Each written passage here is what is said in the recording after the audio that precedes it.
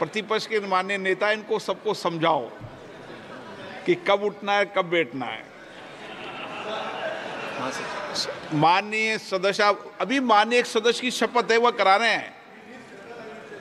इनकी शपथ करा रहे हैं ना। Yes yes sir, allow allow allow allow yes. महासचिव वेस्ट बंगाल श्री एस.के. नूरुल इस्लाम। वहां पे लेकर जाइए ना।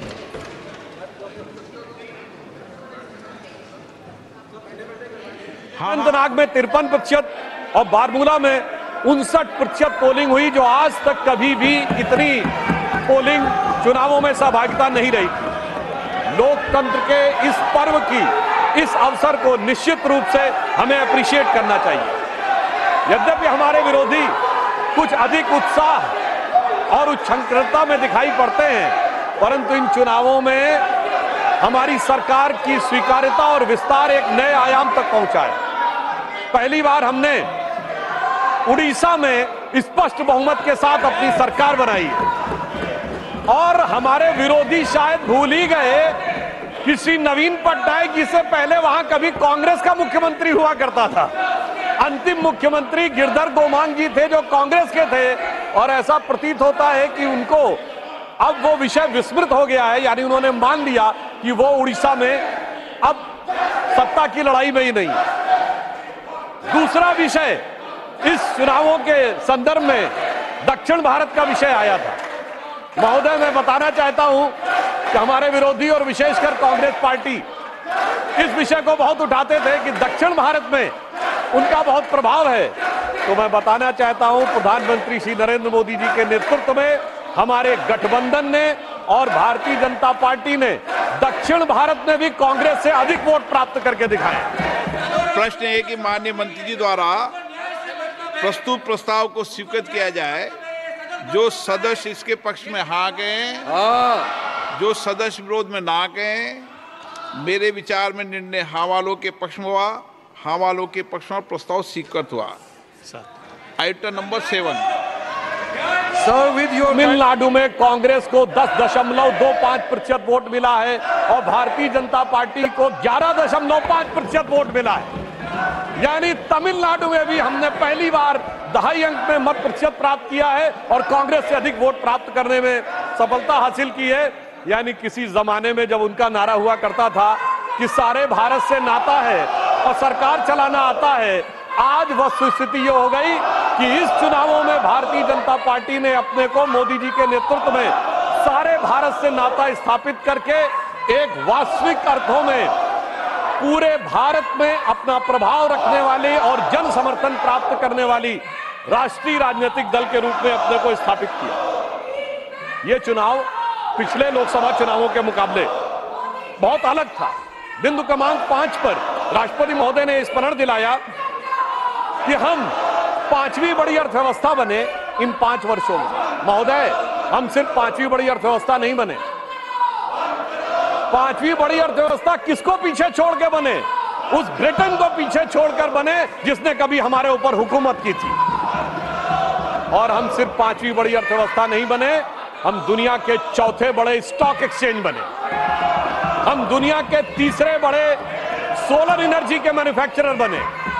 हम दुनिया के 3रे बड़े ऑटोमोबाइल के मैन्युफैक्चरर बने।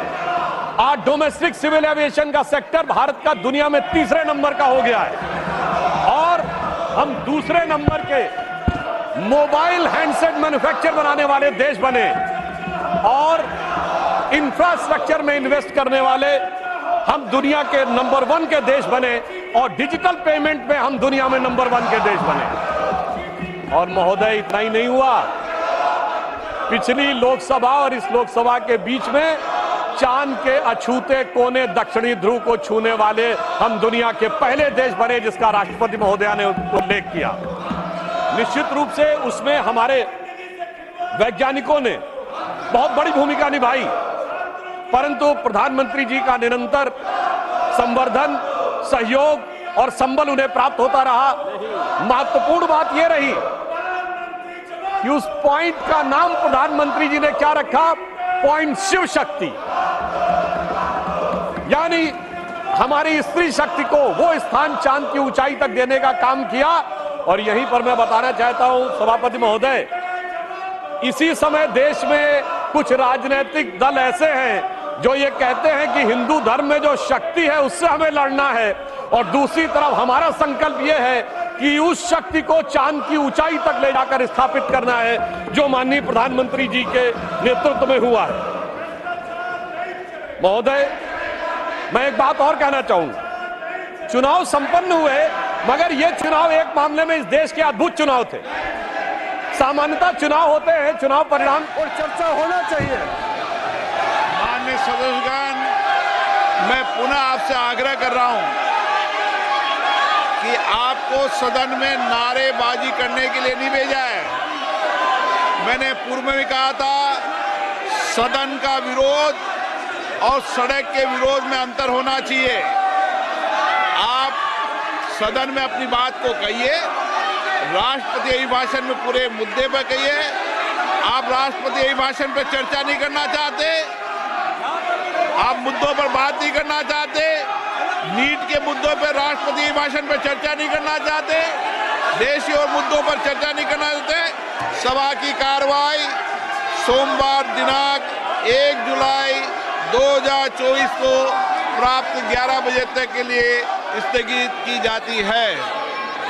तो इस वक्त की बड़ी खबर आपको बता दें, विपक्ष के हंगामे के बीच लोकसभा की कार्यवाही को स्थगित कर दिया गया है। सोमवार तक के लिए विपक्ष की कार्यवाही स्थगित हो गई है। सुबह 11 बजे जैसे ही दोनों सदनों की कार्यवाही शुरू हुई, विपक्ष ने नीट के मुद्दे पर हंगामा करना शुरू किया, नारेबाजी करनी शुरू की, जिसके बाद 15 मिनट में ही 12 बजे तक के लिए लोकसभा और राज्यसभा की कार्यवाही स्थगित कर दी गई थी। और अब लोकसभा की कार्यवाही शुरू होते ही एक बार फिर सोमवार तक के लिए स्थगित कर दी गई है। राज्यसभा की कार्यवाही में इस वक्त सुधांशु त्रिवेदी बोल रहे हैं, आपको संघ जो लोग हैं उन्हें याद होगा कि उस जमाने में जब परीक्षा का परिणाम आता था तो सिर्फ डिवीजन पता लगती थी। फर्स्ट डिवीजन एक, रोमन में सेकंड डिवीजन और थर्ड डिवीजन।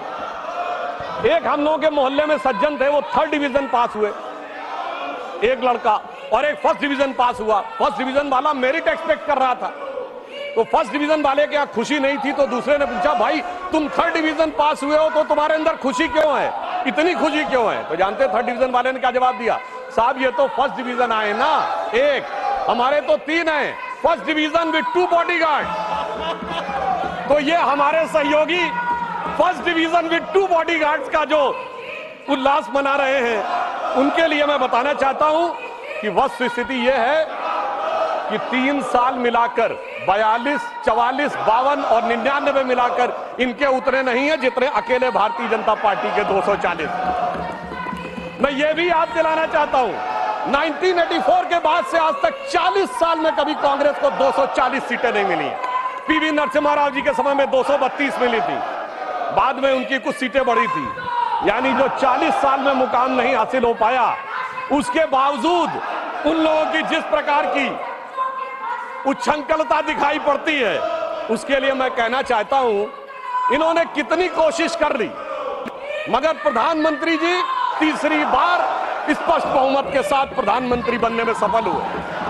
तो इन लोगों के लिए एक बात कहना चाहूंगा मैं, एक लाइन प्रधानमंत्री जी की तरफ से, कि दरिया का सारा नशा उतरता चला गया, वो मुझे डुबाता रहा और मैं उभरता चला गया। दरिया का सारा नशा उतरता चला गया, वो मुझे डुबाता रहा और मैं उभरता चला गया।